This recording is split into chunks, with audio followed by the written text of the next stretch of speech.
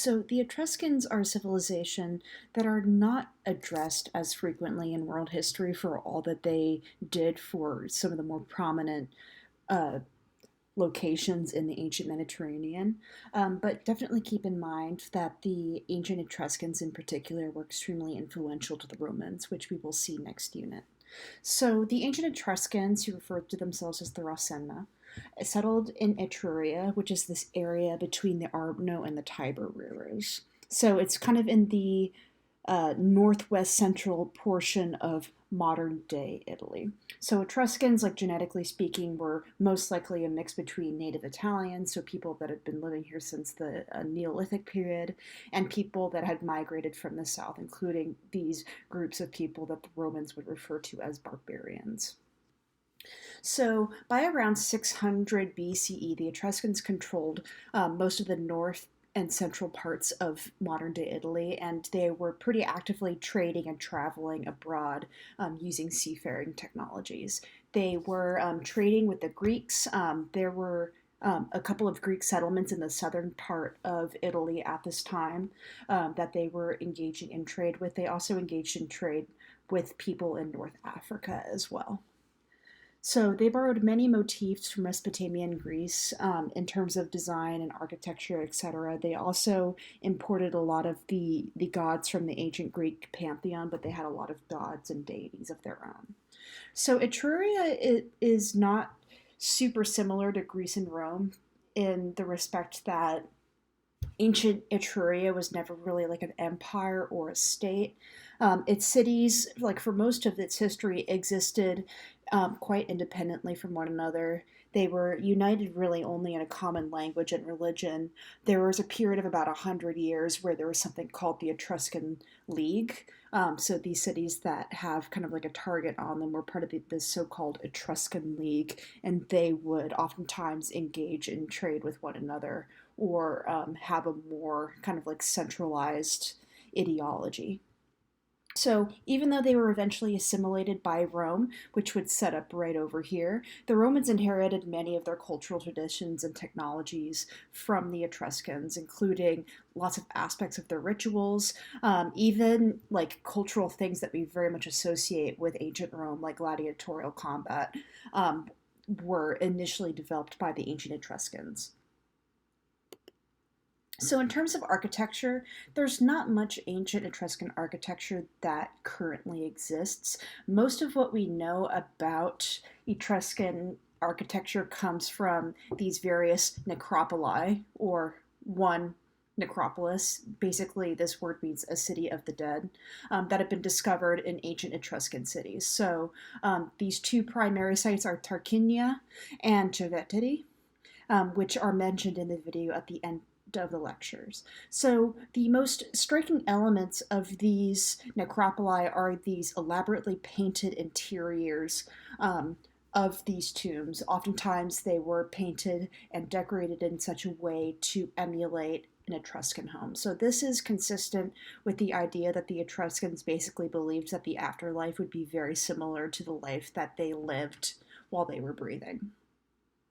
Most Etruscan temples were destroyed either deliberately or because they were made out of perishable materials and they eventually disintegrated over the course of time. So, most of what we know about ancient Etruscan temples come down through us through the writings of a Roman architect named Vitruvius. So, temples were very highly influenced by the Greek temples, but they had a couple of specific Tuscan features. For one thing, a lot of these temples were made out of mud brick. They had Etruscan column capitals and bases, which were basically Doric columns with bases. And they placed sculptures outside of temples rather than on the inside. There's also this very distinct Greek letter pi shaped entrance that is used in many edifices associated with the Etruscans. So you can see that the lintel is slightly overlapping the posts right here, and it kind of creates this Greek letter pi. And the openings are slightly trapezoidal rather than being completely parallel to the or completely perpendicular to the ground. In terms of paintings, we're super lucky to have paintings from this period, and the only reason that they exist is because they were sealed inside of these tombs away from the elements. We don't have that much Greek painting to compare these paintings to, other than stuff that the Greeks painted on vases and a couple of isolated wall murals. But we can see a lot of similarities between the work of the ancient Etruscans and the ancient Greeks. Very similarly to the ancient Greeks, men are typically painted with darker, kind of like more olive tone skin or like a tan tone, whereas women are portrayed as very pale.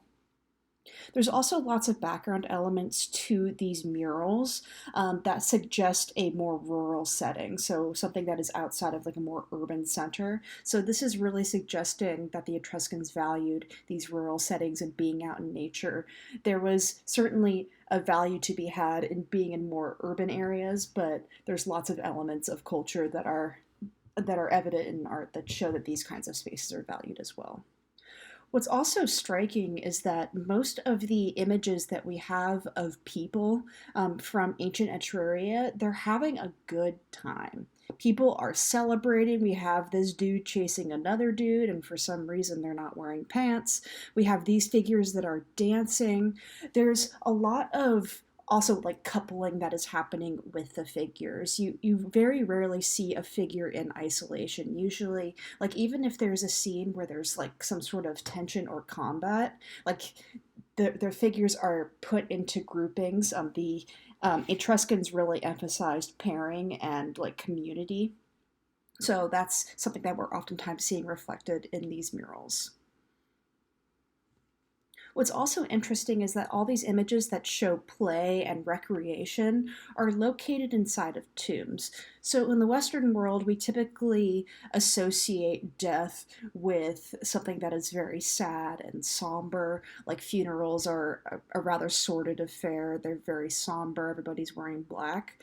But all of these people are having fun. Instead of like mourning the death of the deceased individual, they're kind of like celebrating the life that they had. In terms of sculpture, there are again lots of connections to the work from ancient Greece. We have the occasional archaic smile. We have this long stylized hair, oftentimes in these kind of like knotted or braided patterns. The figures are somewhat stiff in the ways that they are arranged. We're not quite getting to contrapposto like we're seeing in the classical period of ancient Greece. Also, the Etruscans did not really use marble at all. There was plenty of marble in this region, and the ancient Romans would eventually take advantage of it to create their gazillions of marble copies of Greek sculptures.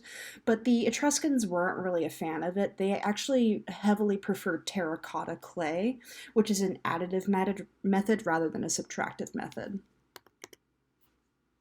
So the Etruscans were also masters of bronze casting, and their work was highly sought after by surrounding civilizations and would eventually be kind of like assimilated into Roman culture as well.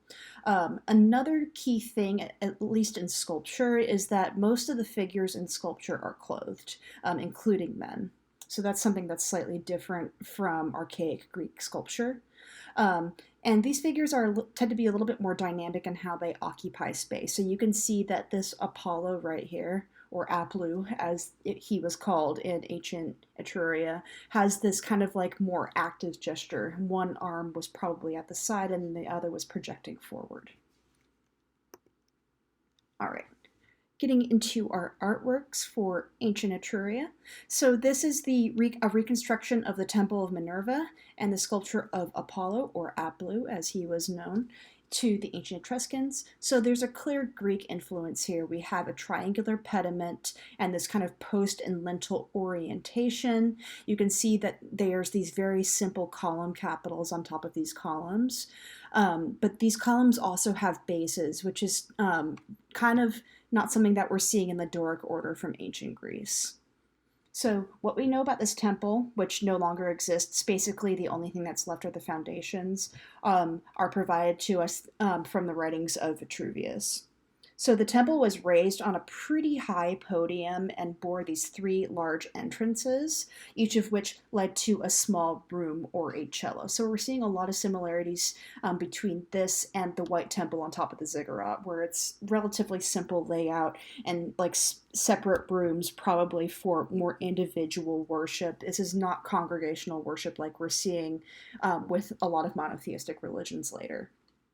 So most of these Etruscan temples were not grand in scale. They weren't super, super fancy. At least most of them weren't, based off of the writings from these Roman architects. They tended to be smaller, and interestingly, they were seldom in locations that were urban. So it's not like you had a city and then you had the temple like at the center of the city or kind of like in the more urban areas, like we saw with the Acropolis in ancient Greece. Um, this is these kinds of temples were more oftentimes located in nature, and they were oftentimes in these enclosures on what they considered sacred ground. So basically, also the Etruscans were also known for building on really high hills. So they would have like really high, steep hills and they would just build stuff on top of it. So oftentimes these kinds of structures were built particularly high. So the statue of Apollo or Apollo right here was one of four that were once placed on the temple roof to demonstrate the gods that were being honored inside of the temple. So as we can see with this figure, he has this forward-facing stride, and you can see it's a bit more of an active pose than we would typically see in ancient archaic Greek art. Our next piece is the sarcophagus of the spouses. So this piece is terracotta, similar to the statue of Apollo right here. And as you can see in this image, this is a sarcophagus of a married couple. Again, the Etruscans really emphasize pairing and relationships in their culture, especially between people who are married. One of the things that is also quite noticeable and different from ancient Greek culture is that men and women are oftentimes depicted together. So this is something that was particularly scandalous to the Greeks and Romans. They thought that the Etruscans were just like extremely promiscuous because the women were like allowed of the house and allowed to like do things, whereas in Greek and Roman society, women were expected to stay inside and basically do housework and bear children. So when we see writings from the ancient Greeks and Romans, they're very disdainful towards the Etruscans at times. What we see in this sculpture is a greater emphasis on the torso and upper body region rather than the legs. When you look at the sculpture, the legs kind of seem to be an afterthought. They're kind of surrounded in this kind of like ambiguous drapery, and you can see the feet poking out. The female figure has these pointed shoes that are pretty typical of Etruscan fashion at this time, and the male is barefoot. There's not too much anatomical modeling. The muscle groups and skulls do not appear to have been sculpted using a model or reference. When we look at the profiles especially, this is a fairly atypical profile in terms of like the figure has a pretty sloping forehead and the eyes are kind of carved on the surface of the clay rather than incised in the skull as a typical human would. So the legs bend at the waist and in this unnatural L shape. So if you try to replicate this pose at your desks, you'll find that it's very difficult to put your legs out at this angle while you're facing frontally. So there's this kind of twisted perspective in sculpture, which is unusual to see. And the figures appear to be reclining on this fabulous invention, in my opinion, called a banqueting couch. So instead of eating with tables and chairs, like most of us do in the Western world, the Etruscans created banqueting couches, and they had like several different kinds of them. So basically, they would usually chill out with their spouse on the couch and eat delicious food out in nature, which sounds fantastic to me. So in this image, we see this symbiosis between the male and the female figure. The man is also kind of slightly looking towards the woman. So you can notice that their hands are kind of in these cupped gestures. So at one point in time, these Their hands probably held eggs, which were a symbol of the afterlife in Etruscan art, so like rebirth and new beginnings. This sarcophagus was very large too for a piece that was constructed in terracotta and actually had to be constructed out of 4 separate pieces that were attached after firing. There's a lot of complicated things that have to happen in order for large scale terracotta pieces to occur, particularly when you fire the pieces, when you put them in the kiln to cure the clay. You have to make sure that there are no air bubbles or like sealed off areas, because if you put an object in a kiln that has an air pocket, then the air will expand in the heat and the piece will explode. This is the tomb of the Triclinium. So this particular tomb gets its name from this fabulous invention called the Triclinium, which is a type of banqueting couch. So we can see in these figures right here a very similar pose to what we saw in the sarcophagus of the spouses, this cultural element of a banqueting couch. So these scenes are very lively and joyful. We, again, have lots of couples and figures in group. You very rarely see figures in isolation in Etruscan art.